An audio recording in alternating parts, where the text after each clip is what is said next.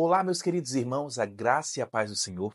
Sejam bem-vindos a mais um vídeo da Cristo Corp, um canal direcionado a princípios cristãos, moldando líderes e organizações.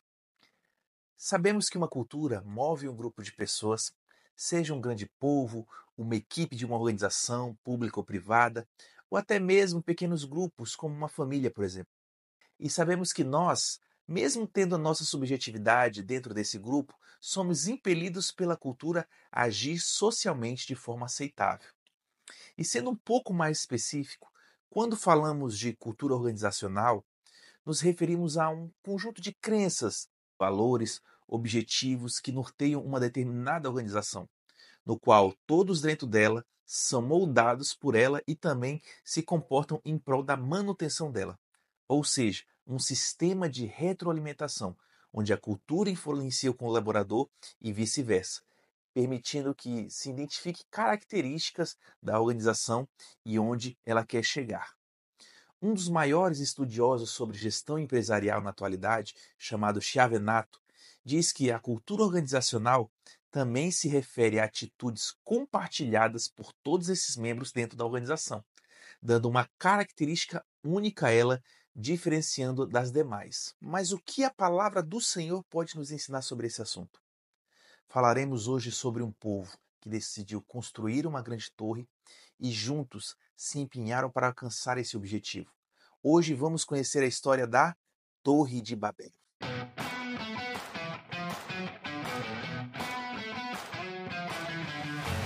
Em Gênesis capítulo 11, versículo 1 ao 9, vemos a história da construção da Torre de Babel. Naquele período pós-dilúvio, a palavra do Senhor nos fala que todas as pessoas do mundo falavam a mesma língua, não havendo, portanto, a distinção de idiomas como nós temos hoje em dia. Em um determinado momento, alguns homens que vieram do Oriente se fixaram na planície de Sinear, provavelmente ali na Mesopotâmia, o que posteriormente seria a Babilônia, e decidiram construir uma cidade com uma grande torre que, segundo eles, atingiria o céu. Isso lhes traria fama, segurança para não serem espalhados pelo mundo. Mas ocorreu que, em um determinado momento, a intenção desse povo chamou a atenção do próprio Deus. E para não conseguirem terminar a construção, Deus os confundiu, fazendo com que eles falassem diferentes línguas, dificultando então a comunicação entre eles e os espalhando ao redor do mundo. Mas assim, por que esse povo é um exemplo para nós de cultura organizacional? A resposta para isso está em Gênesis capítulo 11, versículo 6. E disse o Senhor: eles são um só povo e falam uma só língua. E começaram a construir isso. Em breve, nada poderá impedir o que eles planejam fazer. Olha que afirmação interessante que o Senhor faz e que é fundamental para uma organização que deseja percorrer o caminho do crescimento cultural. O próprio Senhor disse: eles são um só povo e falam uma só língua. Em breve, nada poderá impedir o que eles planejam fazer. Aquele povo estava tão engajado em construir uma torre que alcançaria os céus, que o próprio Senhor reconheceu que nada os iria atrapalhar de chegarem nos seus objetivos.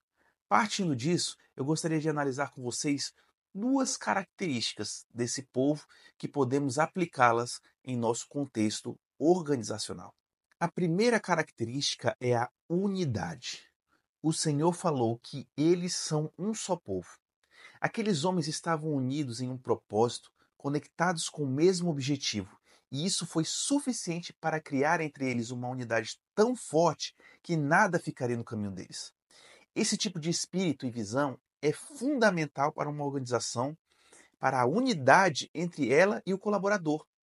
Para verificarmos essa unidade, nós podemos analisar alguns critérios. Primeiro, coesão de motivação. Todos estão engajados no mesmo propósito de forma coesa, a ponto de haver progresso nos resultados organizacionais? Segundo, objetivos claros. A organização tem sido clara quanto aos objetivos para que os colaboradores compreendam e se direcionem por ela? Terceiro, os valores e princípios que norteiam e moldam o comportamento do grupo. Eles têm sido prioridade na organização e é efetivamente praticado pelos colaboradores? Tudo isso fala sobre unidade e é extremamente importante para fortalecer essa instituição. E o outro fator importante é a identificação. Os colaboradores, eles precisam se identificar com a missão, visão e valores da organização. É através dessa identificação que eles agem conforme e em prol da manutenção dessa cultura. Partindo disso, existe também outros questionamentos que precisam ser feitos e respondidos de forma clara para que haja essa identificação do colaborador. Primeiro, quais as crenças que norteiam a organização? Segundo, quais os rituais e costumes? Terceiro, qual é a relação da organização e o colaborador? Tudo isso fala de estabelecer uma conexão que permitirá que todos ajam como um só e que haja também a unidade entre a organização e o colaborador. A segunda característica é a comunicação efetiva. O Senhor mesmo disse: eles falam uma só língua. E como eu havia falado anteriormente, não tinha naquele período distinção de línguas como temos hoje em dia. Então, o idioma de todos era somente um. Se analisarmos assim atentamente o texto, podemos entender que, além da mesma linguagem no sentido literal, essa frase nos fala também sobre aquele povo ter uma comunicação efetiva entre si. Tanto que o principal motivo pelo qual a torre não foi terminada foi porque eles não tinham mais a mesma linguagem e não conseguiam assim mais se entender. Então, além do mesmo objetivo e da unidade de propósito, a comunicação clara entre eles é o que permitia que conseguissem colaborar entre si e avançar em cada etapa. Então, nós podemos aplicar a frase dita pelo Senhor em nosso contexto profissional, quando, em uma organização, além de todos terem o mesmo objetivo em comum, eles estão alinhados na forma de comunicação. Então, isso permite que haja colaboração mútua e entendimento entre todos. Agora sim, é lógico que cada departamento tem as suas tarefas específicas, objetivos específicos, mas todos devem estar sempre compromissados em ter uma comunicação clara para que, além desses objetivos individuais, se alcance também o propósito final da organização. Então, assim, para que possamos analisar se a comunicação tem sido clara dentro da organização, precisamos fazer alguns questionamentos. A missão, a visão e os valores da organização estão claras e bem definidas para todos os colaboradores? Há colaboração entre os departamentos da organização em prol do objetivo final dela? Os bons resultados obtidos, eles têm sido reflexo do propósito final da organização ou estão concentrados em alguns departamentos? As respostas dessas perguntas, elas demonstram se há ou não uma linguagem única e comunicação efetiva entre os colaboradores e departamentos. Então, isso contribui para o fortalecimento da própria cultura organizacional. E para que você possa mensurar se a cultura da sua organização ela tem sido positiva ou negativa, existem diversas avaliações que podem ser realizadas dentro dela, mas eu gostaria de citar apenas algumas. A primeira delas é a avaliação, que é o feedback 360. Ela procura trazer um feedback externo e amplo sobre quem está sendo avaliado, a partir de visão de colegas, superiores, colaboradores de outros setores, clientes, fornecedores, etc. Ela é uma ótima ferramenta para se ter uma avaliação completa do colaborador ou até mesmo o líder da organização. A segunda é a avaliação de satisfação, que possibilita uma opinião anônima. Então, ela traz uma segurança para os avaliadores, para que eles possam ser sinceros com as suas respostas. A terceira é a análise do turnover. Ela é uma avaliação que procura analisar o índice de rotatividade dentro da organização. Então, isso fala não somente de resultados, mas também revela se a cultura ela está enfraquecida caso a rotatividade seja alta dentro dela.